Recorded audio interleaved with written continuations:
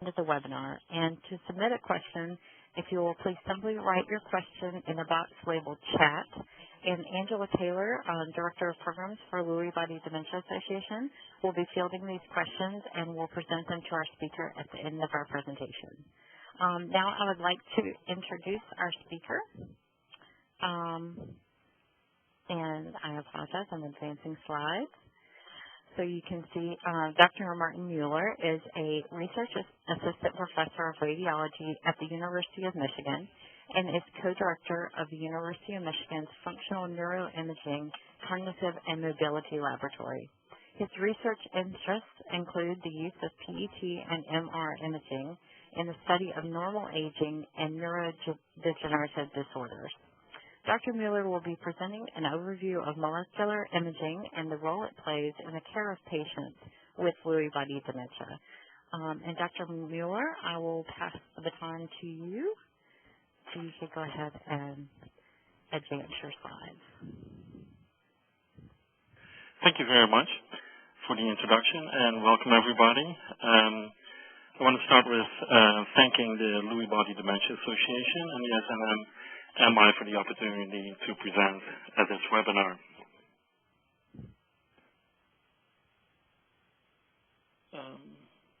Let's see if I can press. Yeah.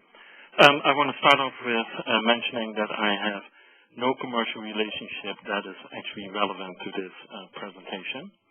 And I will start off with my presentation by providing a molecular imaging background. So brain molecular imaging is a medical imaging technique that allows for the visualization of brain process on the level of nerve cells, called neurons, or on a molecular level, which is even smaller level than a neuron. Positron emission tomography, PET, and single photon emission computed tomography, SPECT, are two of those molecular imaging techniques. And if you go to a hospital, that would be referred to as nuclear medicine. These techniques allow for visualization of the chemical messages between neurons, called neurotransmitters, brain metabolic processes, and also allow for visualization of molecular changes that can be observed in the brain. So how does it work? Let's say a researcher or a clinician is interested in a certain molecular target or mechanism in the brain. So in order to visualize this and find this target, another molecular drug is identified that attaches to the target or in some way interacts with that brain target or mechanism of interest. So that that drug we actually call a ligand. For example, this here you can see a ligand. A short-lived radioactive variation of a chemical element, which is called a radioisotope, is then tagged to the ligand. So here, it's a little bit hard to see. You see F18 is being tagged to the ligand, and that makes it radioactive.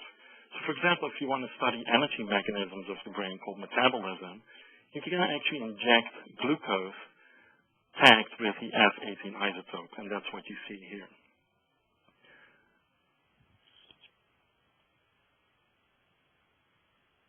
So the radioactive ligand is injected into a person.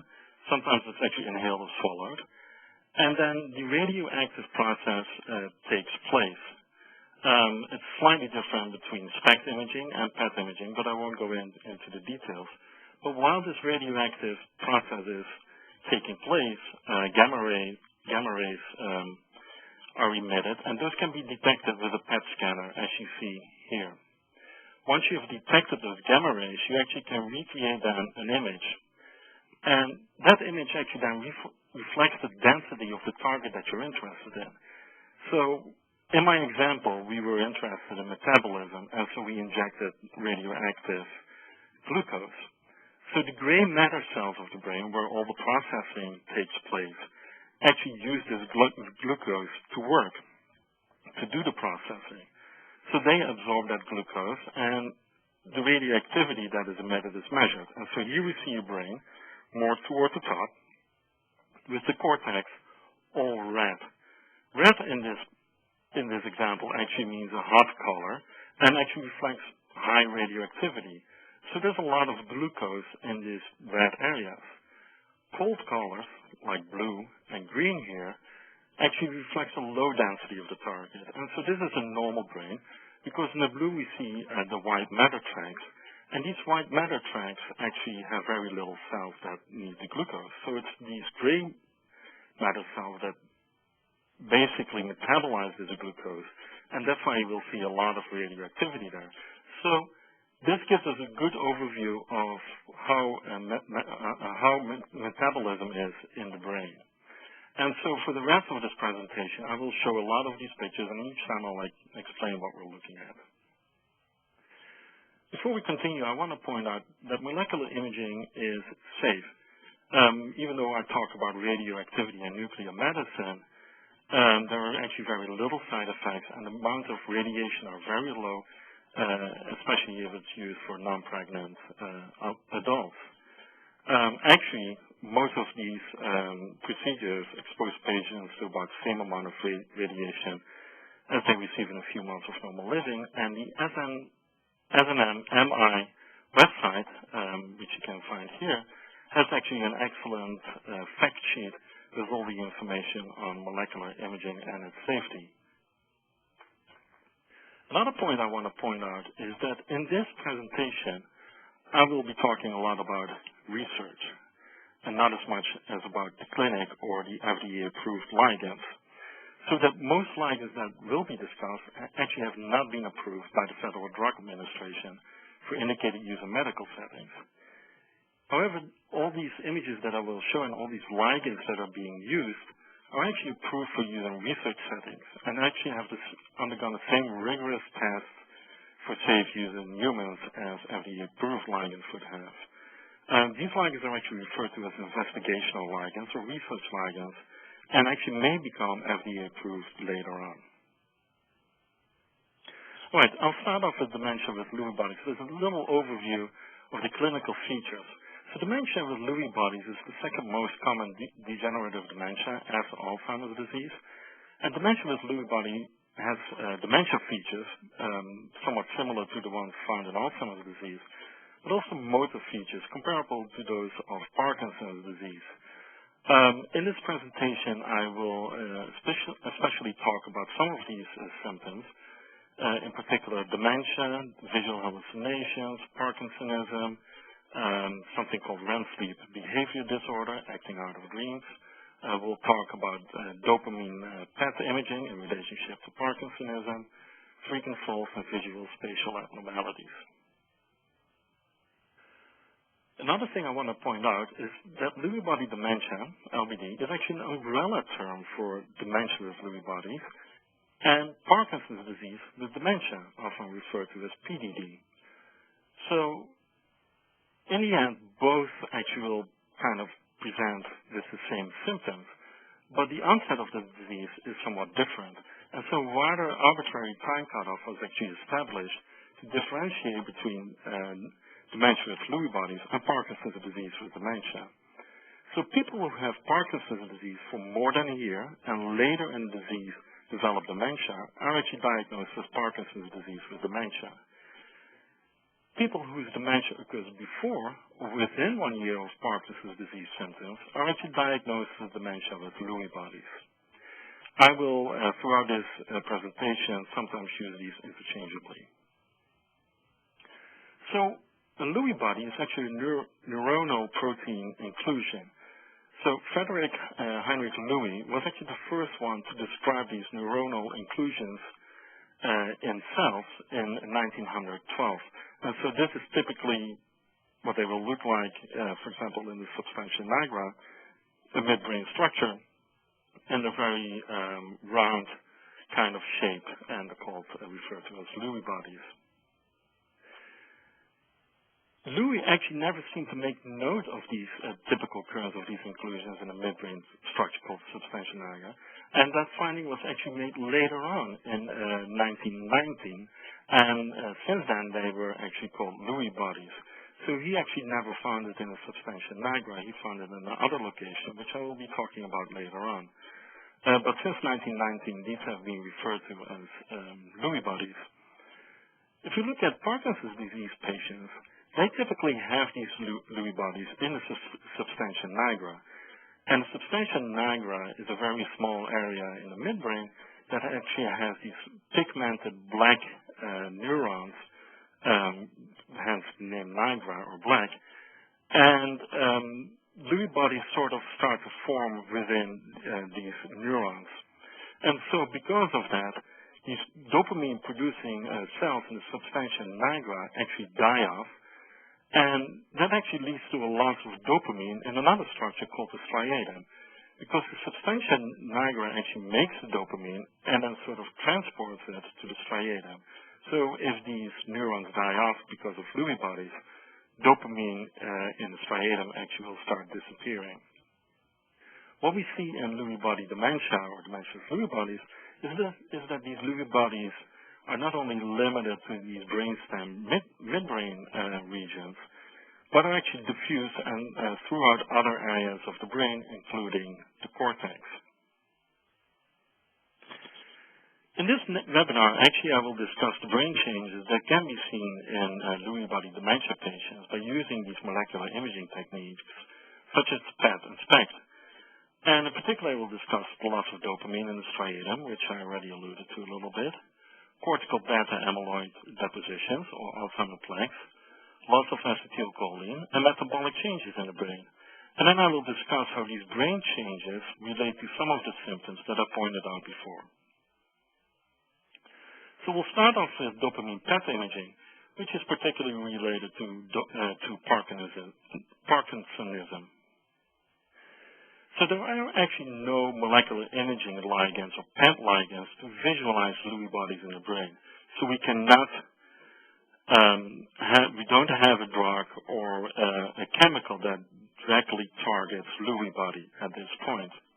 However, we can measure the consequences of these Lewy bodies, and that is the loss of dopamine in the striatum. So we do have actually many targets that can visualize dopamine in the brain. And so these radioligands actually are for different molecular mechanisms inside a neuron. The one that we use at the University of Michigan is called carbon-11 DTBZ, dihydrotetrabenazine. And that's a ligand that actually targets the vesicular monoamergic transporter type 2. What does that mean? In the striatum, that actually reflects dopamine. So with this specific radioactive target, DTBZ, we actually can measure dopamine in the striatum. And this is a ligand that is developed here at the University of Michigan by Drs. Fry, Cappy, Kilborn, and Cole that have been very instrumental in developing this tracer.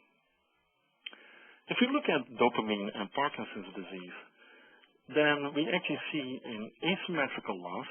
One side is more affected than the other, and there is what's called a posterior to anterior gradient.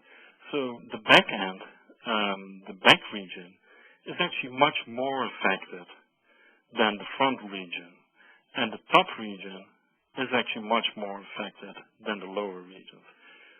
With disease progression, this becomes worse and worse and worse, and we have more and more loss of dopamine. So this is what a PET scan with this tracer, DTBZ, looks like in PD patients. So here we have somebody that is normal. So you're looking at the brain and you're looking at it from top down. So if you stand, over somebody and you would look down on somebody, this is what the view would be like in the brain. And we see here in this region the striatum. The striatum here shows a lot of dopamine. If you remember from one of my previous slides, hot colors here mean a lot of dopamine. Blue colors or green colors mean less dopamine. So this is what we typically expect to see, a lot of dopamine in the striatum.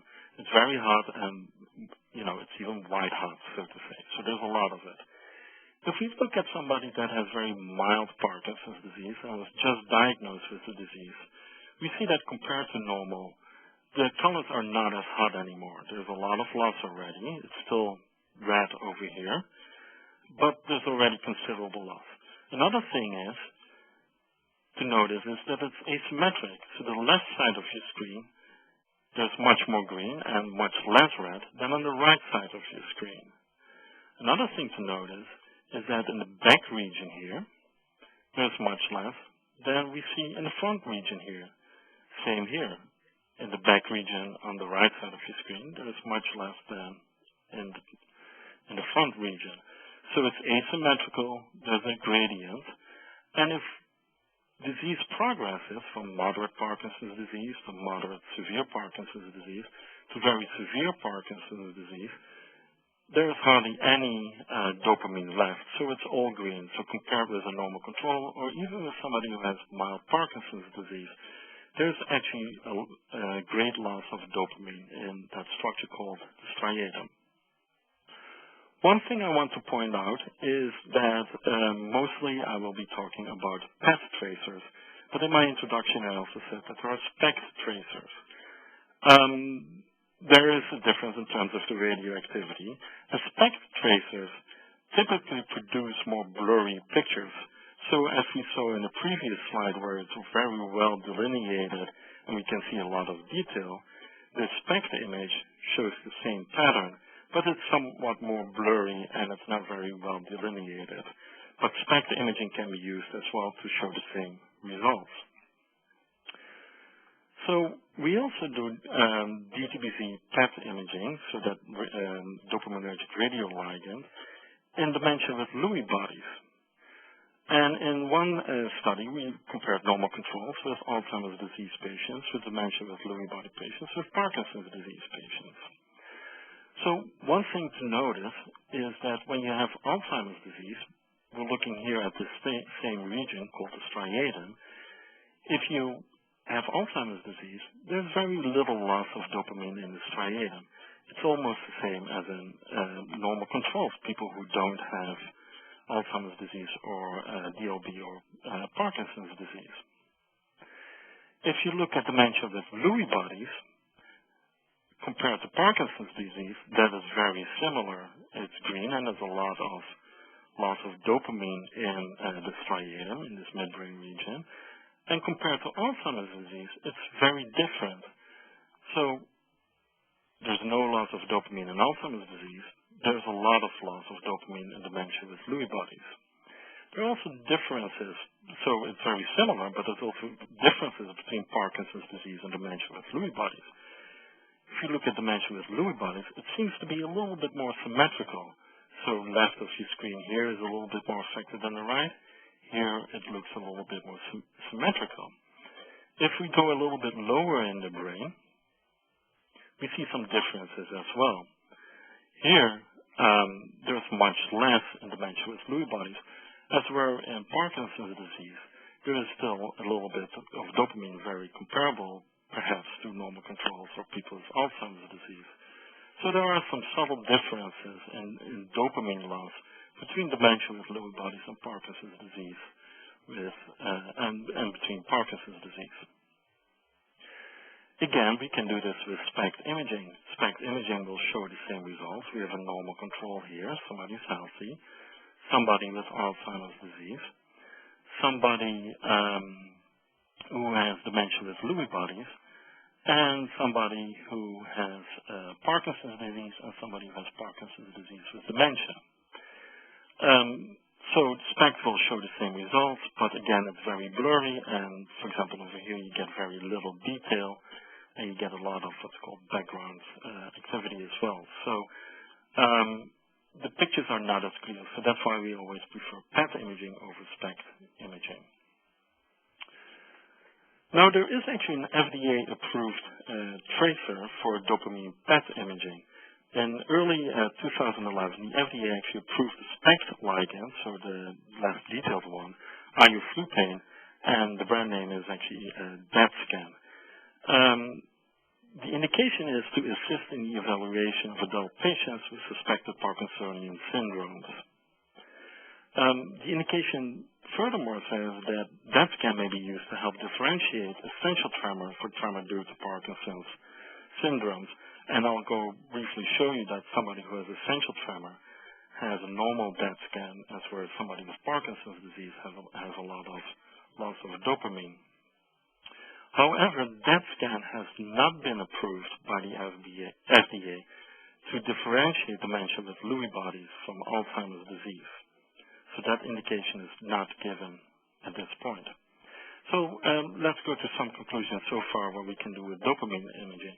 So the dopamine and PET and SPECT ligands that we see actually reliably visualize the amount of dopamine in the brain.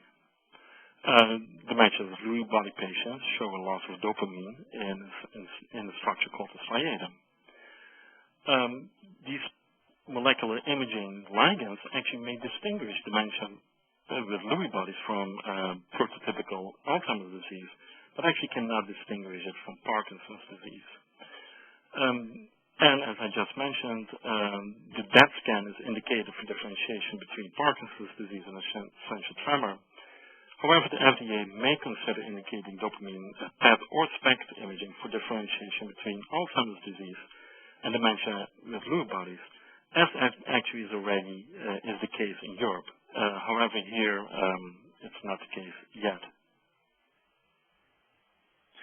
I will now go to beta-amyloid PET imaging and particularly talk about dementia problems that we see. So dementia Lewy bodies is characterized by the presence of so-called Alzheimer plaques in the brain. These are called beta-amyloid depositions. So these Alzheimer's plaques is what we see prototypically in Alzheimer's disease. Beta-amyloid is actually the main component of these amyloid plaques. These amyloid plaques actually are like Lewy bodies. They are inappropriately folded proteins, amyloid fibers, that sort of clump together. However, instead of being inside the neuron, they actually form plaques outside the neuron. Now, until recently, it was only possible to visualize these beta-amyloid plaques at post-mortem autopsy. We couldn't do any PET or SPECT imaging to detect them.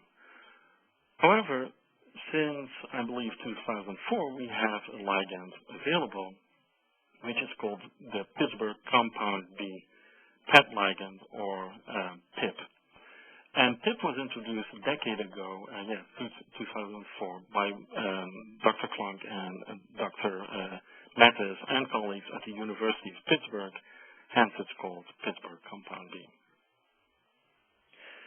Now, if we use this PIP ligand in PET imaging of Alzheimer's disease, we see a very specific pattern of beta-amyloid depositions, actually similar to what we see in post-mortem studies of Alzheimer's disease. So here we see the PIP ligands injected in a normal control, somebody who is healthy and doesn't have Alzheimer's disease. Again, cold colors here means that there's very little binding of this PIP ligand to amyloid plaques. Red means that there's a lot of binding. So here we see somebody with Alzheimer's disease.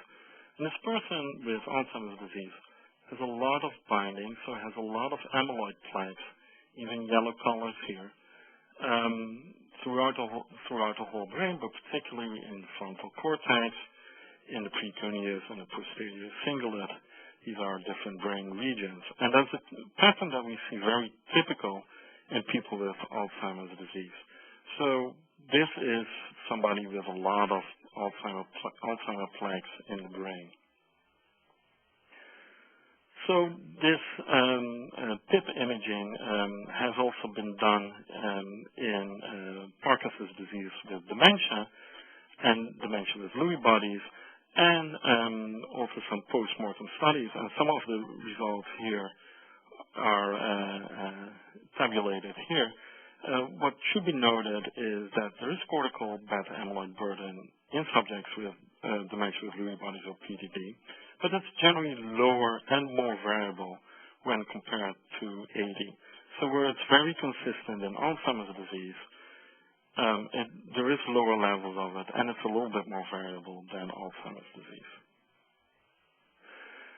So if we compare cortical beta-amyloid burden in dementia with Lewy body patients to Parkinson's disease patients that have dementia, then we see that DLB, dementia with Lewy bodies, typically has some higher cortical amyloid burden than Parkinson's disease with dementia. So in the more pure dementia with Lewy bodies, there is more beta amyloid plaques than in Parkinson's disease dementia, but this is more variable and it's not found in everybody.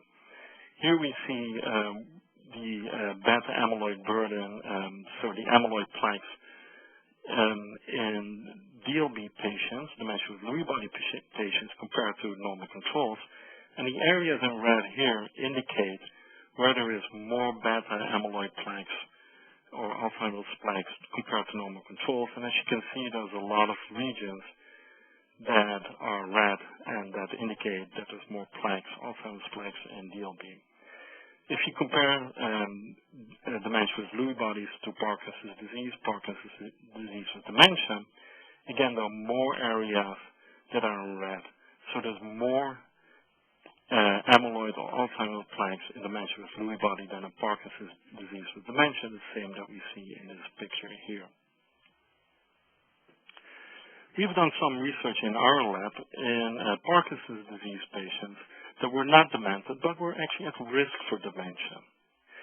And so we did beta amyloid imaging with this ligand, PET, and what we saw was that cortical beta amyloid deposition, so Alzheimer's plaques in PD patients that were at risk for dementia, affect cognition and motor symptom severity, even when these levels are very, very low, and we would call them normal in other people.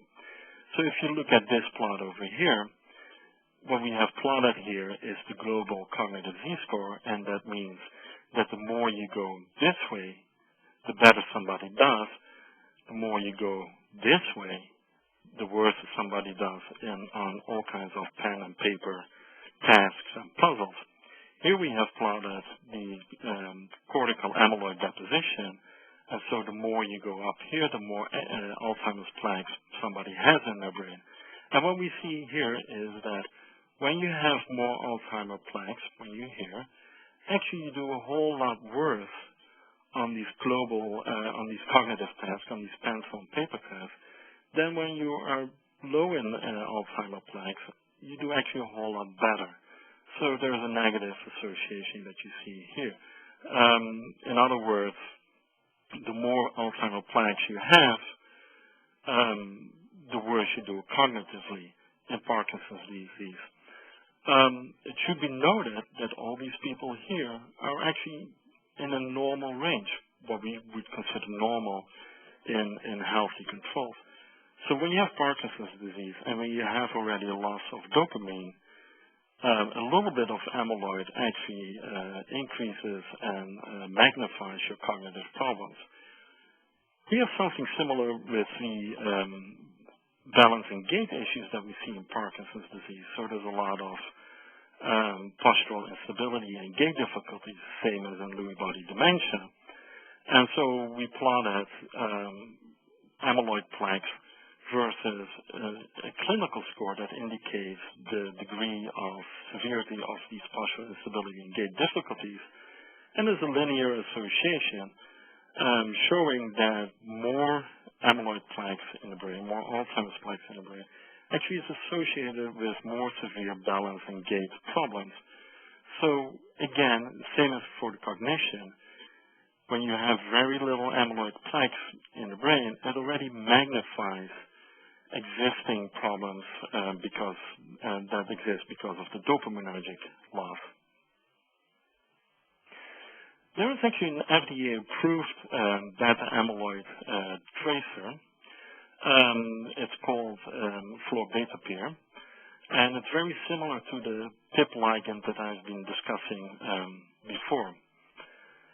This agent is actually indicated to confirm or exclude the diagnosis of Alzheimer's disease in conjunction with other core diagnostic criteria. However, a positive scan does not necessarily mean that somebody has Alzheimer's disease. And actually, this amyloid imaging will not help with the diagnosis of dementia with Lewy bodies, because we also see dementia with Lewy bodies with very low levels of Alzheimer's plaques. So it will not give a definitive answer. However, a tracer like that could be used to monitor the effectiveness of new anti-amyloid treatments. And recently, there was a study being done where a new medication, bapineuzumab, which is an anti-beta-amyloid antibody, was given to patients, and they were treated for 78 weeks. And so PET imaging was done. And in the top row here, we see people who were treated, and in the bottom row, we see people who received a placebo. So they thought they were being treated, but they actually didn't receive an active ingredient. And so this is before the treatment started. This is at week 78 when the treatment stopped. Before, after. And so the people that were being treated, you can see that there's actually some reduction of beta amyloid plaques in the brain. The colors are less red compared to here. In this person, it's a little bit harder to see. In this person, it's very clear. This is before treatment. This is after treatment. And a lot of the beta amyloid has disappeared. Now, important to notice is that with 78 weeks, people who received a placebo, so they thought they were being treated but didn't receive any active ingredient, actually showed an increase of beta amyloid. So especially in this one, you can see it much better before treatment, after treatment. So for future trials, PET imaging would be very good to monitor progress. So what have we learned so far? Amyloid PET ligands reliably can visualize the amount of beta amyloid burden in the brain of these amyloid plaques. In Lewy body dementia, these Alzheimer's plaques is generally lower and more variable when we compare it to Alzheimer's disease. But they may provide an explanation for cognitive impairment and some of the balance and gait problems that we can see in Lewy body with dementia. At least one amyloid ligand has now been approved by the FDA, but there is actually other ones that are awaiting FDA approval. And we can use this to use it as an outcome biomarker to assess anti-amyloid or anti-dementia therapies. The next one that I want to focus on is the cholinergic PET imaging. And particularly I want to focus again on dementia, but also REM sleep behavior disorder and falling. So acetylcholine is the same like dopamine. It's a chemical messenger in the brain with a different chemical composition and different functions. It can be found in all brain regions and is mainly associated with cognition. Now, Frederick Lewy, actually, like I mentioned before, didn't describe the Lewy bodies in the substantia nigra, what we can see in Parkinson's disease patients. But he actually first described these Lewy bodies in the nucleus basalis of Maynard. Now, the nucleus basalis of Maynard is a basal forebrain nucleus, something similar to the substantia nigra in that it produces acetylcholine and substantia nigra produces dopamine. So they have a sort of different function, although they are quite different in other respects. So it produces acetylcholine and then transports it to all cortical regions and all other brain regions. What we use here at the University of Michigan is called carbon-11 PMP. And so PMP actually reliably can visualize acetylcholine in the brain. So in normal persons, we see again here the cortex, so the gray matter, quite on top. In normal persons, shows actually an intense uptake in the basal ganglia, like the striatum, the thalamus, which is another subcortical structure, the cerebellum, and we also see uptake in the cortex. Although compared to the thalamus and the cerebellum and the basal ganglia, there's less acetylcholine there. There have been several studies in Parkinson's disease with dementia and DLB that actually have shown losses of acetylcholine in the average range of 15 to 30%. cholinergic loss is actually more severe and extensive in Parkinson's disease and dementia with Lewy bodies than in prototypical Alzheimer's disease. So even though Alzheimer's disease is defined by cholinergic losses, these losses are actually more extensive in Parkinson's disease with dementia and dementia with Lewy body. And these findings have been shown by my colleague and mentor, Nico Bonin. Another difference is, and those are findings from our lab as well, is that if you compare it to Alzheimer's disease, that the thalamus, the subcortical structure, is very important in functioning, overall functioning, is spared in Alzheimer's disease, but actually is not spared in Parkinson's disease with dementia with Lewy bodies. So this brain cholinergic dysfunction begins early in Parkinson's disease and in dementia with Lewy bodies. And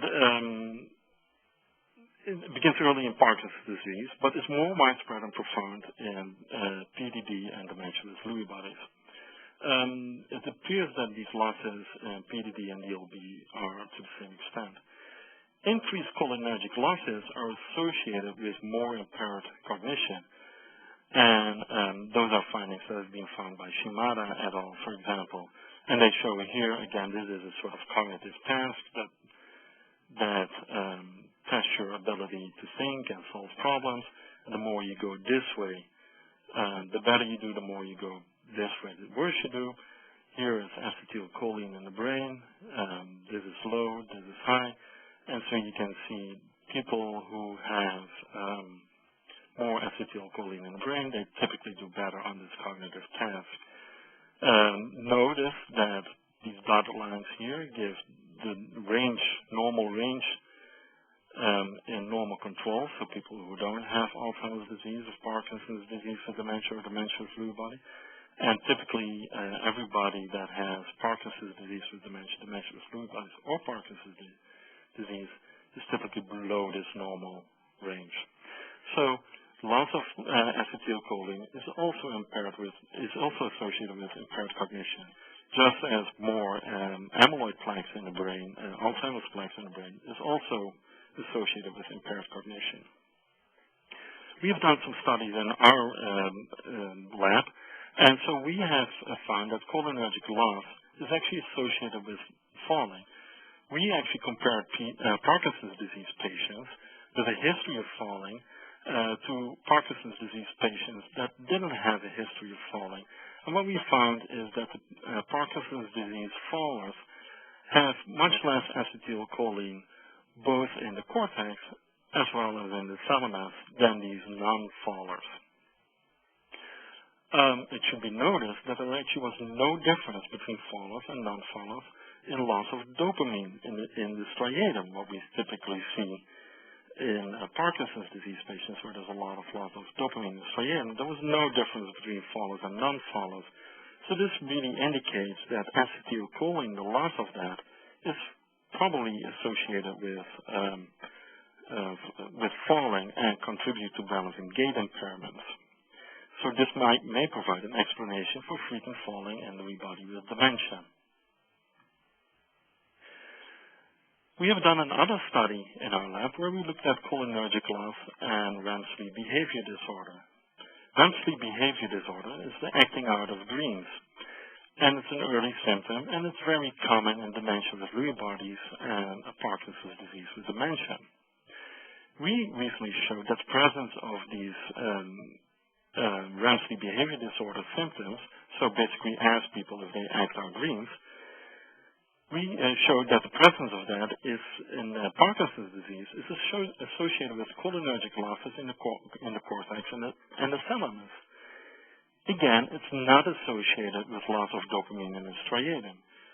So people who did not have acting out of dreams or did not have REM sleep behavior disorder actually had much more acetylcholine, as you can see by these red colors, than people who did have REM sleep behavior disorder. As you can see here by these green colors, there is just much less acetylcholine.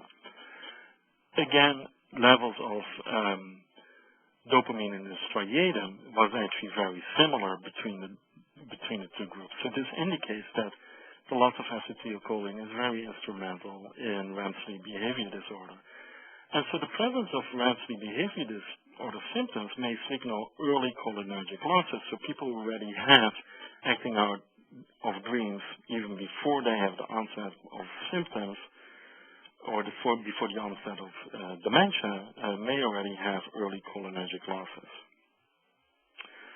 Okay, so I want to go to a few conclusions with respect to cholinergic PET imaging. So now we have seen that cholinergic PET ligands can reliably visualize the amount of acetylcholine in the brain. You see that the loss is actually very severe and extensive in Lewy body dementia, especially compared to the losses that we see in typical Alzheimer's disease. The thalamus is spared in Alzheimer's disease, but in Lewy body dementia, that one is not spared either. Cholinergic losses may explain some of these Lewy body with dementia features, such as impaired cognition, frequent falling, and REM sleep behavior disorder, the acting out of dreams.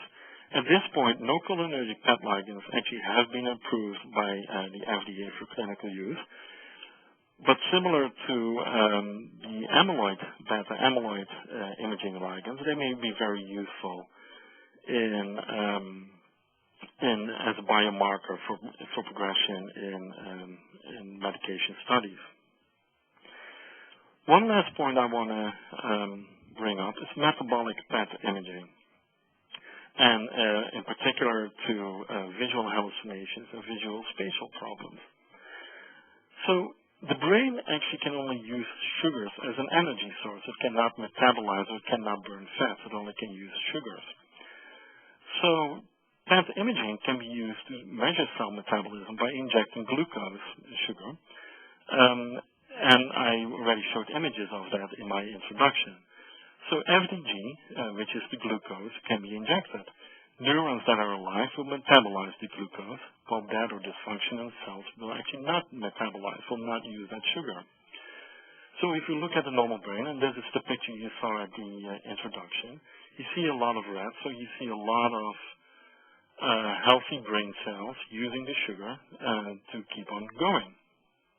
If we go a little bit lower to the midbrain, we see a lot of red as well. Here is the striatum, the structure I talked about before. Here's the thalamus, another structure I talked about before, and here is more of the cortex, and it's all very red. So there's a lot of activity going on, and these brain cells are very healthy.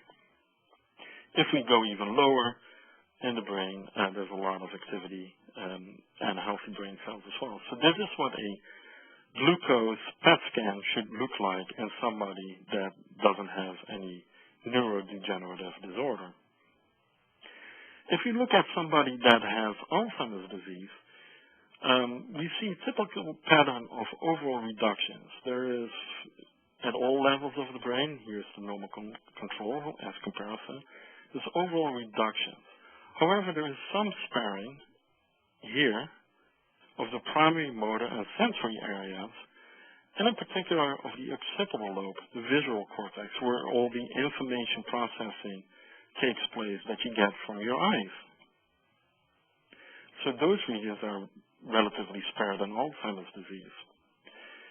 If we look at dementia with Lewy bodies, we actually see a very similar pattern as we see in Alzheimer's disease.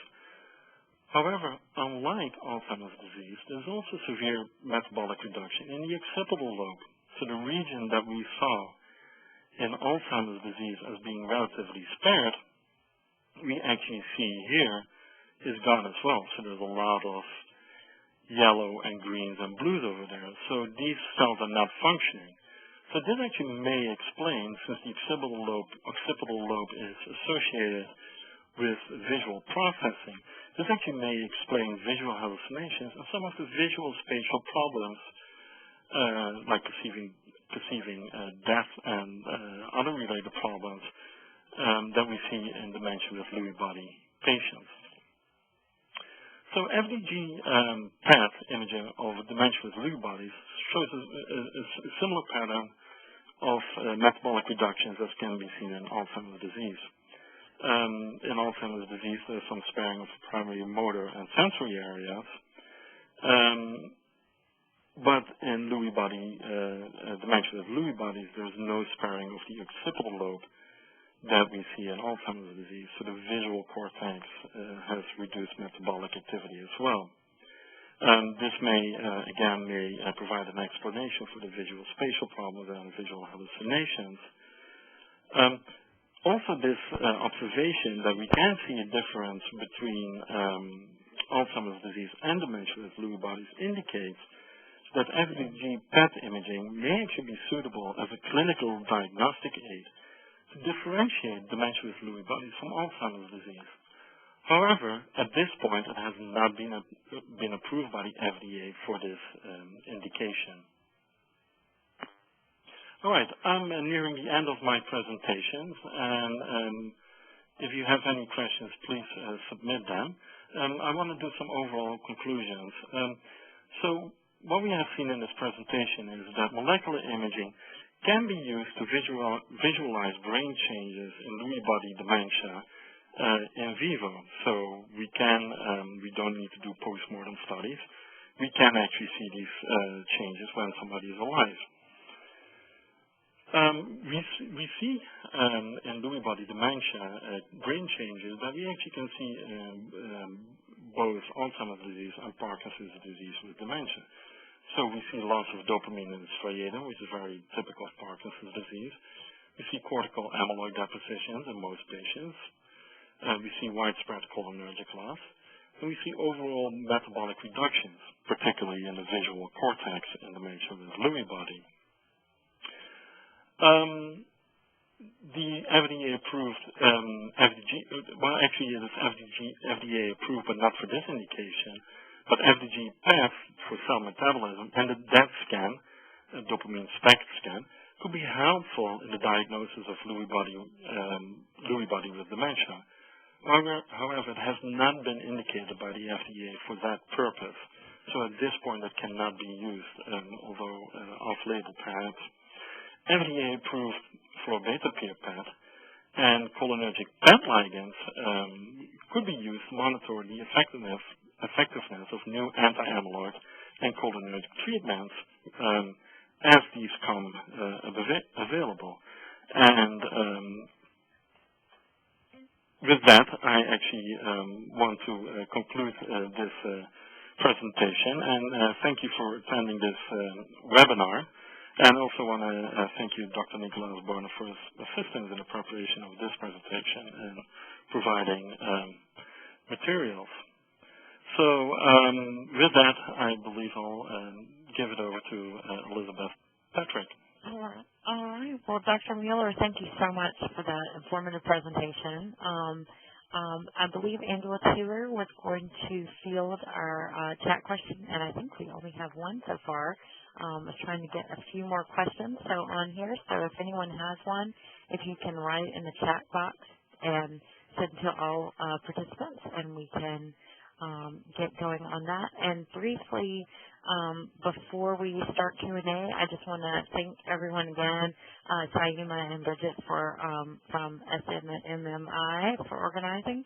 And for more information and free brochures about imaging, Lewy body dementia and other neurological disorders, you can visit these following websites that are on the screen.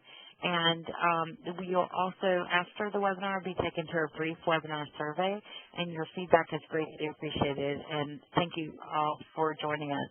And Angela, would you like to go ahead and field the first question? I'll be happy to. And we do have a few questions lined up here. Okay, great. First question is from Sherry. Sherry asks, is there any brain shrinkage, and I'm assuming her question is in Lewy body dementia, and if so, how is that related to the plaques in the brain? So a typical component of Alzheimer's disease is that we see severe brain shrinkage. So that's very typical of Alzheimer's disease. In Lewy body dementia, it's not as clear if there is severe brain shrinkage, certainly not to the extent as we see in Alzheimer's disease. The association between what's called atrophy, brain shrinkage, and beta amyloid is actually not quite clear. It's not quite clear from Alzheimer's disease studies and not from Lewy body dementia studies. Okay, thank you. Another question from Tracy. She would like to know if you work with any first-degree relatives, asymptomatic individuals of LBD patients. She's specifically wondering if you're looking for early clues of the disease condition via physiology or biochemistry of the brain and not just relying on REM sleep disorder or other physical symptoms. So we don't work directly with first-degree relatives. However, there are studies in the United States that work with first-degree relatives of Parkinson's disease patients. One of the things that we are actually interested in is the sense of smell. So if you look at Parkinson's disease patients, 90 to 95% have lost their sense of smell at the time that they have been diagnosed. And if you look at Lewy body depositions in the brain, different stages have been described. And one of the first regions in the brain that is actually impacted by these Lewy bodies is actually the olfactory cortex and the olfactory bulb. So what that means is that the sense of smell is actually one of the very first, or probably one of the very first markers of an impending neurodegenerative disorder. However, it's not as specific. If we see somebody that has a lot of sense of smell, we know that they might develop a neurodegenerative disorder. But at that point, we still don't know if it might be Alzheimer's disease, dementia with Lewy bodies, or Parkinson's disease. But we are interested in first-degree relatives, although we don't do the studies ourselves. There have been some other studies from Europe, actually, specifically from the University of Amsterdam, that actually show that if you use dopamine PET imaging in first-degree relatives, some of them actually may already have a loss of dopamine, especially associated to the sense of smell, even when they're still asymptomatic. Thank you very much. Another question we received is, how close are we getting to having some of these scans FDA approved for Lewy body dementias, and what are there any barriers to from the research side to that yet? Well, so the DET scan is an FDA-approved scan, and it's a very good method to differentiate Alzheimer's disease from dementia with Lewy bodies. However, it's not indicated by the FDA for that use. It may be used off-label, but then you need to have a insurance company willing to pay for it, or you would need to pay yourself for it. What goes on in the decision-making process of that, I would not know. I know that the DET scan, for example, has been approved in Europe. I have no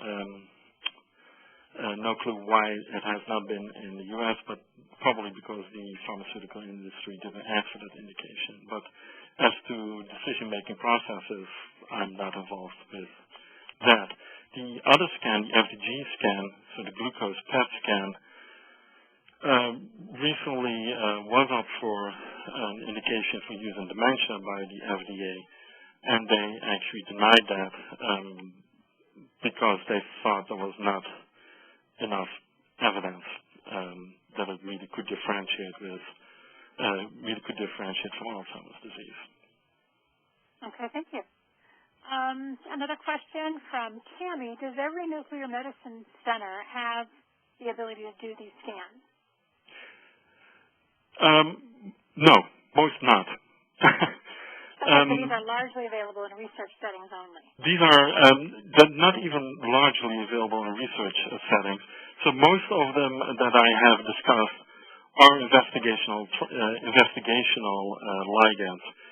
So they are used in research settings, but that requires a lot of equipment, and basically you need to produce them on site, and you need to make them radioactive on site. So not every research center can afford that. So we're in a unique position here at the University of Michigan that we have a lot of these investigational tracers compared to other universities. So we're in a very unique situation here. Clinically, the DET scan is probably readily available, and you don't need to be in a research setting for that. Okay. I have a related question to that. You had indicated that some of, scans like DET scan are not FDA approved to differentiate between DLB and Alzheimer's disease at this time. If a person's interested in getting that scan and would have to pay for it privately, do you have a sense for what the cost would be if they had to pay out of pocket? No, unfortunately not. I'm sorry, I wish I could answer that, but and then the risk is that I would, name one price here and then they charge double somewhere else. So I really don't have any idea as to how much that would be. But not cheap. Understood. Cami is asking, can cognitive fitness exercise slow down damage to the brain? Yes, we believe it does. There have been several studies that showed that vigorous exercise does slow down the progression of disease. It doesn't make it better, but it definitely slows down the progression of disease. But before you start doing something like that, you always need to consult, of course, with your doctor to make sure that it's a good idea to start a very vigorous exercise routine. And what about cognitive exercises? The old adage of the use it or lose it scenario. Can you address the use of keeping the brain engaged mentally and how that may alter a disease course? Right. So I adhere to it as well. I think that staying cognitively engaged is very good to do, especially if you do it in combination with vigorous exercise. The research is not as clear about it, although there seem to be many indications that doing a lot of cognitive exercises and puzzles and things like that seem to slow down disease progression a little bit. Yeah. Okay, thank you. We have a few more questions than we have time for, so I'll wrap this up with one or two more questions. Okay. Fern asks, could you define Parkinsonism? Well, Parkinsonism is a whole spectrum of diseases, so that includes Parkinson's disease itself, but it also includes multiple system atrophy, progressive supranuclear palsy, but they're all movement disorders. So Parkinsonism is sort of a catch-all to describe these different movement disorders that have very Parkinsonian-like features like tremor, falling, balance and gait problems, etc. Okay. And then two questions that are very related. One asks whether there are anti-amyloid medications available now, and then the other one is if these medications are successful in removing plaques or tangles in the brain, what has caused those in the first place, and are those the cause of the dementia or a byproduct of dementing illness? Right. So the one medication that I showed you, there have been some clinical trials, but there were also very serious side effects. So they're sort of working on, making it a more safe medication. So some of the clinical trials have been altered or I even believe stopped to deal with these side effects. So it's not there yet. The other thing is with these medications is that we can show that the amyloid plaques are disappearing from the brain. However, what those clinical trials didn't show was that there was actually an improvement in the condition of people. And so the way to imagine that is these amyloid plaques are just plaques that, sort of destroy the brain. So when you already have a lot of amyloid plaques in the brain, that may reflect other disease processes going on destroying the brain, or these plaques itself may destroy the brain as well. So even when you clean that up, the damage already has been done at that point. So it becomes actually very, very important to detect the disease at the very, very early stages, even before somebody is symptomatic. So for example, REM sleep behavior disorder, acting out dreams, or losing the sense of smell are very good indicators to recognize a disease at its very early stages. And then those medications actually may become beneficial, because then you, for example, probably still have very low amyloid load in your brain, and so then it actually may be very effective in cleaning it up from your brain. The more you advance in the disease, the less likely it will be that you get real benefit from it, at least from a behavioral perspective. Okay. Thank you so very much. Elizabeth? That's all I have, and I want to thank again Dr. Müller for this great presentation, and thank you all for joining us. And please visit these two websites, LBDA.org and discovermi.org, for more information. And thanks again. Thank you very much. All right. Bye-bye. Bye-bye now.